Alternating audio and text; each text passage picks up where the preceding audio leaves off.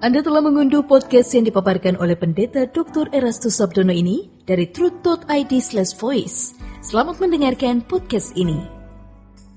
Shalom, Bapak, Ibu, dan saudara-saudara yang terkasih di dalam Tuhan. Kebenaran saat ini berjudul dirancang untuk meraih kemuliaan. Saudara-saudara, firman Tuhan mengatakan di Injil Matius 1 ayat 19-21, yaitu malaikat Tuhan menampakkan diri dalam mimpi kepada Yusuf. Ketika Yusuf diam-diam hendak meninggalkan Maria.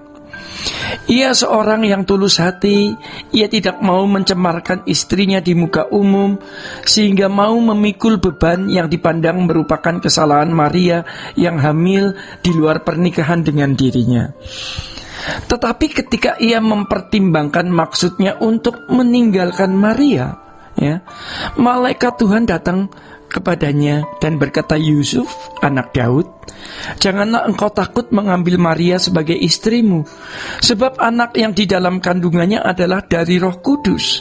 Ia akan melahirkan anak laki-laki dan engkau akan menamakan dia Yesus, karena dialah yang akan menyelamatkan umatnya dari dosa mereka." Kalimat ini sudah sangat akrab bagi kita, bahwa Yesus datang untuk menyelamatkan umat dari dosa mereka. Orang sering berpikir tidak perlu dijelaskan lagi karena sudah sangat jelas. Padahal sejatinya masih banyak orang Kristen yang belum tahu maksud dari menyelamatkan umatnya dari dosa mereka. Dosa di sini bukan hanya dalam arti perbuatan yang telah kita lakukan, yang oleh pengorbanan Yesus di kayu salib, dosa kita diampuni, dihapus, atau dianggap tidak pernah ada, tidak pernah terjadi. Oleh darah Tuhan Yesus tersebut, kita dibenarkan di hadapan Allah. Tetapi bukan hanya itu, Bapak Ibu, dosa juga menyangkut kodrat atau natur karakter dan sifat yang sudah menyatu di dalam diri seseorang. Jadi kalau Yesus datang menyelamatkan umatnya dari dosa mereka, itu bukan hanya berarti Tuhan Yesus mengampuni segala perbuatan salah yang dilakukan, tetapi Tuhan Yesus hendak mengubah manusia dari karakter dosa di dalam diri manusia tersebut, menjadi seseorang yang kudus, menjadi seorang yang kudus, yang berkarakter ilahi. Saudara-saudara, penyelesaian itu harus dilakukan sejak kita hidup di dunia ini. Banyak orang tidak mengerti, mereka tidak tahu bagaimana dengan keadaan keberdosaan atau karakter dosa yang masih bercokol di dalam dirinya, sehingga tanpa sadar banyak orang berpikir bahwa seakan-akan Allah menutup mata. Apapun keberadaan orang tersebut, yang penting Yesus telah mati di kayu salib dan memikul dosa-dosa, maka sudah selesai. Padahal firman Tuhan jelas mengatakan bahwa mereka yang masuk ke dalam surga adalah orang-orang yang kudus, yang tidak bercacat dan tidak bercela. Itu berarti penyelesaian dosa manusia bukan hanya terletak pada perbuatan salah yang telah diselesaikan oleh kurban Tuhan Yesus, tetapi juga keberadaan dosa yang ada pada mereka yang harus diubah dari kodrat dosa menjadi seseorang yang berkodrat ilahi. Dan itu harus sudah berlangsung atau terjadi sejak kita hidup di dunia ini. Bapak, Ibu, dan saudara-saudara yang terkasih di dalam Tuhan, Roma 3 ayat 23 mengatakan, karena semua orang telah berbuat dosa dan telah kehilangan kemuliaan Allah. Artinya semua orang telah berkeadaan berkodrat dosa dan telah kurang kemuliaan Allah, tidak mencapai standar seorang yang memiliki kemuliaan Allah. Jadi kita adalah orang-orang pilihan Tuhan yang dirancang untuk meraih kemuliaan Allah yang hilang itu. Kita harus mempersoalkan hal ini dengan serius. Semestinya tidak ada hal yang lebih penting dari persoalan memperoleh atau meraih kemuliaan Allah ini.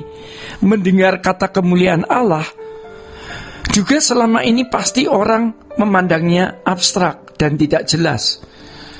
Jangan kita menjadi seperti orang fasik yang ada di Mazmur 73 yang pada akhir hidupnya Tuhan katakan, rupa mereka kau pandang hina. Itu sebenarnya sama dengan mereka tidak memiliki kemuliaan, karena mereka biasa membangun kemuliaan di atas materi, kekayaan, pangkat, gelar, kehormatan, sanjungan manusia, dan lain sebagainya. Seiring berjalannya waktu dan proses pembentukan Tuhan, barulah akhirnya kita bisa mengerti, ya, dan baru benar-benar mempersoalkan hal meraih kemuliaan Allah yang luar biasa ini. Jadi jangan berpikir bahwa kita yang sekarang masih gampang tersinggung, masih mata duitan, masih genit, masih menyenangi dunia ini, lalu ketika mati Tuhan terima, Tuhan menerima kita. Karena Tuhan sudah memikul semua dosa-dosa kita di kayu salib dan menganggapnya sudah selesai. Jika demikian, maka surga akan dihuni oleh orang-orang yang masih bisa tersinggung, masih senang melukai orang lain, masih bisa berzina, masih bisa tidak jujur. Makanya, sejak kita hidup di dunia ini, kita sudah harus memperkarakan apakah kita sudah memiliki kemuliaan Allah atau belum. Kita mengenal diri kita, ya. Bagaimana reaksi waktu kita direndahkan atau difitnah?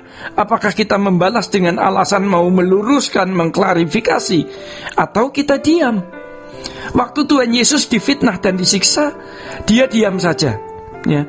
Makanya orang yang benar-benar ingin serupa dengan Yesus akan mengalami apa yang Tuhan Yesus alami, karena standar Tuhan Yesus seperti itu, standarnya seperti itu. Standar kita adalah standarnya Tuhan. Standar kita bukan standar diri kita sendiri. Pasti Allah Bapa akan memproses kita untuk bisa memiliki bentuk yang serupa dengan Yesus. Karena orang-orang yang masuk surga adalah mereka yang telah melewati proses, bukan sekedar dosanya diampuni, ya. Bukan sekedar dosanya diampuni dan dianggap tidak ada atau dibenarkan. Bapak, Ibu, dan saudara-saudara yang terkasih di dalam Tuhan, demikian kebenaran saat ini. Tuhan Yesus memberkati. Sola Gracia. Untuk berlangganan renungan harian dalam bentuk cetak, silakan hubungi Truth Literatur di nomor telepon 0878 7870 7000. Untuk mendapatkan CD khotbah, MP3 Renungan Truth, dan CD album lagu produksi Sola Gracia, Anda dapat menghubungi di hari dan jam kerja di nomor telepon 021 638 60953. Tuhan Yesus memberkati. Sola Gracia.